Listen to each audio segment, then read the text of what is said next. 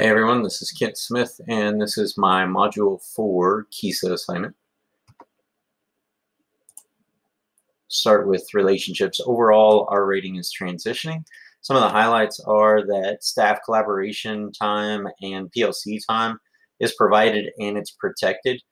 PLC time is weekly and staff collaboration is daily. We also have good one-way communication out to families. The two-way communication is not quite so much, but we do have good one-way. And then we do have family engagement events throughout the year. Moving on to relevance. Overall rating is implementing, and our highlights for relevance are that we do have a curriculum based on a new textbook series for the middle school. They're attempting to standardize, get everyone on the same sheet of music and align to the standards, which has proven to be difficult, particularly in science in my area.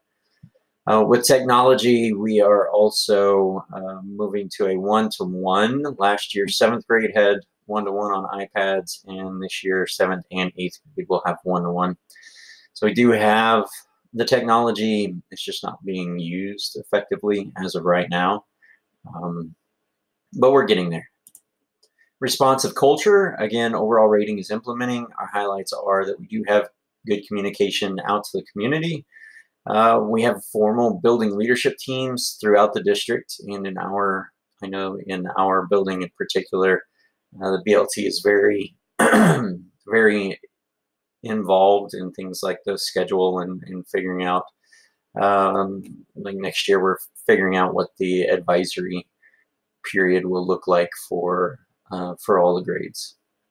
And then we also have staff SEL training at all of our PDs, and we do have second step program that we do weekly with our advisory periods. Rigor, our overall rating, again, is implementing. The highlights are that we have the Naviance program that we use for career education and exploration. Has a number of things in there, online lessons, some other lessons that students can go through to do some career exploration and start looking at building their individual plans going into high school. We also have MTSS in place for math and reading, and we use fast testing for placement. We test 3 times a year. And we do have resources available in the district. It's just not well advertised or evaluated. This was my first year in the district, and it was difficult for me to find the resources that I wanted to do what I needed to do. My principal's leadership style, I would say that she is a democratic leader. She includes others in her decision-making and goal setting. She attempts to build consistency during discussions and decision-making. And most importantly, expects others to be experts that can do their job with minimal supervision, which sometimes becomes a pitfall because she assumes that they will do their job, and sometimes there's not quite the checking that should be done. I'm a trust but verify person, if you've read my leadership philosophy. So so that moves into the areas for improvement. I have 3 of these. So the first one is data. So outside of MTSS, we don't collect data and we don't analyze data for student outcomes. I'm used to common assessments and using those to look at, even teacher to teacher to say, okay, well, you did well in this unit. What are you doing that I could possibly do as a best practice to help me along? Or, just identifying teachers that maybe need a little assistance.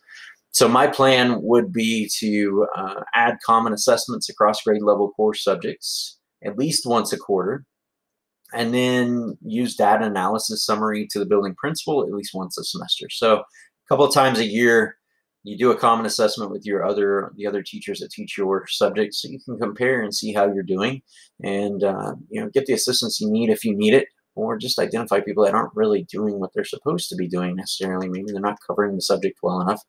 Common assessment can do that. It doesn't have to be huge. You can do as easy as a 10-question quiz.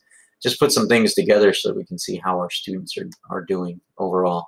And the PSEL is 4G. Use assessment data appropriately and within technical limitations to monitor student progress and improve instruction. Next one is curriculum.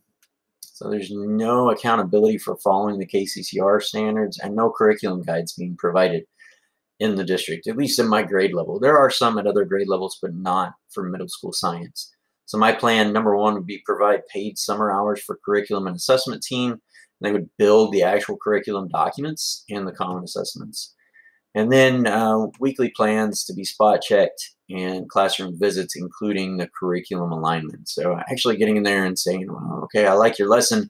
Where does it fit in with the curriculum? What are you actually teaching?